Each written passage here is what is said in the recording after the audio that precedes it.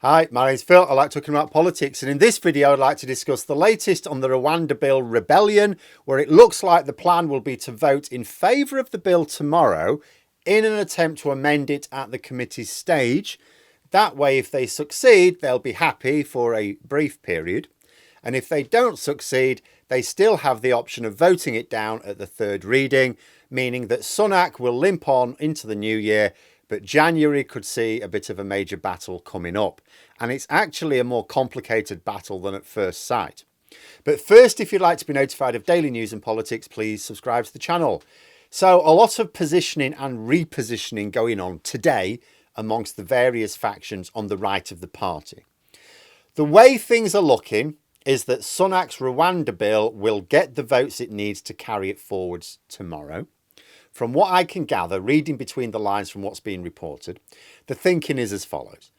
If the far right vote down Sunak's bill out of hand tomorrow, it looks like a blatant attempt at a political assassination. If they claim to have some issues with the bill, which is what they do claim, then the correct procedure is to try to get it changed, to have amendments applied to it. So the plan will be to let the bill pass tomorrow so that it can go to committee stage. There'll be lots of discussions about it. At this point, the amendments can be put forward to tweak the bill. MPs will get to see lots of different views on the bill emerge, including expert views. And, you know, the far right can be confident those expert views are going to look at the bill and go, yeah, this isn't really going to do what you think it does. And then they get to vote on possible amendments. If the amendments that the far right MPs want to see are voted down, they've got options. They could just vote against the entire bill at the third reading. They're not really letting anything through. Now, as a little aside, given that the right of the party have still not swung behind a common choice to replace Sunak, it makes sense not to rush to bring him down anyway. I talked a week or so ago about an Express report that they were looking at January as a possible time to sort themselves out and agree a strategy to replace Sunak, but that it is contingent on the various factions agreeing on a common leadership candidate. Otherwise, they just risk ending up with someone else they don't approve of. Because it's worth bearing in mind when we talk about the far right, and we talk about the right wing and the ones in favour of this Rwanda plan, all the rest of it, it's not just like one group of Tory MPs. There's like half a dozen of them. And they agree with each other on some things and not so much others. So this all seems very logical. They support the bill tomorrow, then try to amend it with the safety net of being able to vote it down at the third reading if they don't get what they want. Only it's not quite so simple as that. First of all, if the bill passes really comfortably, then the argument for amendments is weakened. After all, why would you substantially amend a bill which seemed to have plenty of support in its current form? So what the Tory rebels ideally want to happen tomorrow is for the bill to pass, but only just. They need to be able to impress upon both the party leadership and the moderate wing of the party that this bill is not going to pass the third reading without amendments. It only just sneaked through because some MPs said, look, we'll give you a chance, but we're not happy with it as it is. Arranging for a vote which only just passes is their challenge for tomorrow by the sounds of it. So Sunak should survive this week, but there will be a battle in the new year. Now, how is that set up? Well, the thing about amendments is that they work both ways. The right of the party can try to amend the bill to do what they want it to do, and if unsuccessful, vote it down at the third reading. But if they succeed and it passes to the Lords, well, the upper chamber will just add their own amendments, won't they? And then send it back. Because although I've said the Lords are unlikely to allow the bill to pass through their house, doesn't mean they'll just vote it down out of hand. They could. They'd be entirely justified. The Salisbury Convention holds that the Lords don't block legislation which is in the winning manifesto. This bill is not. In fact, it flatly contradicts the winning manifesto. But Sunak may not mind that. He will just blame Labour for blocking legislation passed by democratically elected MPs with their undemocratic peers in the upper chamber. He will commit to putting the plan in the manifesto and then sending it through Parliament after the election. However, a couple of big questions here, sort of interlinked. The first is that if the bill is amended to the satisfaction of the right of the party, it will clearly not be to the satisfaction of the left of the party, the One Nation Tories. They have said that ignoring the courts or disapplying human rights are red lines for them. But failing to do so is a red line for the far right. So in terms of what the different wings of the party are saying, it is impossible to amend the bill to the satisfaction of both wings. This means that the only way to get an amended bill past the third reading and into the House of Lords would be to let the swivel-eyed loons amend it as they please, because they're not going to back down.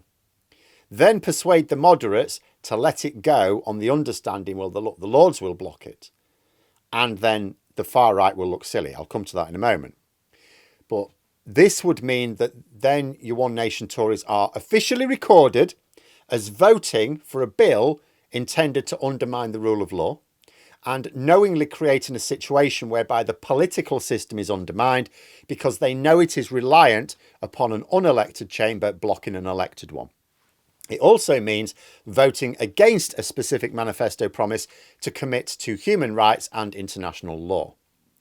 So will the One Nation Tories stand up for their convictions for like the first time in a decade and vote down any amendments designed to appease their swivel-eyed colleagues? Or will they continue with appeasement despite the damage it's been doing to their party? That I don't know, but it's an important question to know the answer to. But the second big question is, how will the right of the party move with it? Will they accept it? Like, surely they could only possibly accept. Let's say they amend it and it's blocked in the Lords, right? And Rishi Sunak says, oh, that was a bit of bad luck. I know, I'll put a commitment in the manifesto for the election. The far right could only accept that if they think that Rishi Sunak could win that election with that in the manifesto. Also, how would they blame Sunak for the bill failing in the Lords if it was amended to their satisfaction? This is a huge issue. And I think this is something that massively complicates it, because they could end up trapping themselves a little bit. Imagine the scenario. The bill is amended to their satisfaction. It passes through the House of Commons. It passes its third reading. It goes to the Lords where it's blocked. Then Sunak and the One Nation Tories turn around and say, well, we think it would have passed if you'd have left it like we had it. You insisted on changing it in a way that we advised against, and look what happened. And given that I don't believe many on the right of the party, certainly not the leaders, really care about sending 100 refugees to Rwanda, they want to remove human rights laws in general, I don't think they really do want their amendments to succeed in the Commons, only to fail in the Lords. So let me tell you how I see the sort of Game of Thrones here. The far right will tentatively support the vote tomorrow because they know they can't just sink it this early. They want it to only just pass them. Yes, they could block the bill and bring Sunak's government to a standstill. And yes, this might force another leadership contest. But even if they succeed in getting their pick elected as the new leader by the members, they may find that the other wing of the party rebels against that new leader on the basis that, look, you only did this with dirty tactics, which can just as easily be used against you. So the swivel-eyed loons need to be able to justify blocking Sunak's bill. They need to be able to claim that they've tried everything they could to make Sunak's plan work. Of course we support the leader. We're trying to support the leader. The leader's plan doesn't work, so we will try to make the plan work. They can point to the fact that leaks show the government's own advisors say the plan has, at best, a 50% chance of succeeding. So they seek to amend the bill to increase the chance of success, preferably up to 100%. But if they amend it, have those amendments accepted by their colleagues, only to see it blocked in the Lords, then, as I said, yeah, they can rage at the Lords, they can rage at Labour, they do what they like, but at the end of the day, they end up taking ownership for the failure. What they really need to happen is to suggest amendments that they claim will work, but have those amendments voted down by their own colleagues. And then say, then put themselves in a position, first of all, where they can either choose to vote the entire bill down at the third reading and say, look, this is just not going to work, and bring Sunak down sooner, or let it pass by a small margin and go, we don't think this is going to work, but you insist, you go ahead then, go on. Let the Lords block it and then go, look, we told you, didn't we? We told you. And then the ownership for failure rests with Sunak. All very complicated. But the far-right strategy would seem to require that they lose the battle over this bill in order to win the war over the leadership of the party. But that is how I see the logic playing out. I may be missing some important information. Or it may be that very few of the swivel-eyed loons are interested in logic. Remember, it only takes about 40 to sink the bill tomorrow. They might do that. They may vote it down tomorrow. It wouldn't even take half of the far right. Maybe they'll try to amend it and the moderate wing of the party will go along with it in order to blame the loons when it gets blocked in the Lords. Maybe they won't. Who knows? This really is a proper House of Cards situation, though. It's Tories against Tories. And we don't know which Tories are going to win and which are going to lose. But we do know the Tories are definitely going to lose. But it sounds like in the new year rather than this week.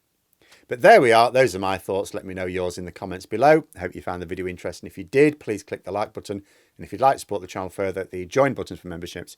And until next time, I'll see you later.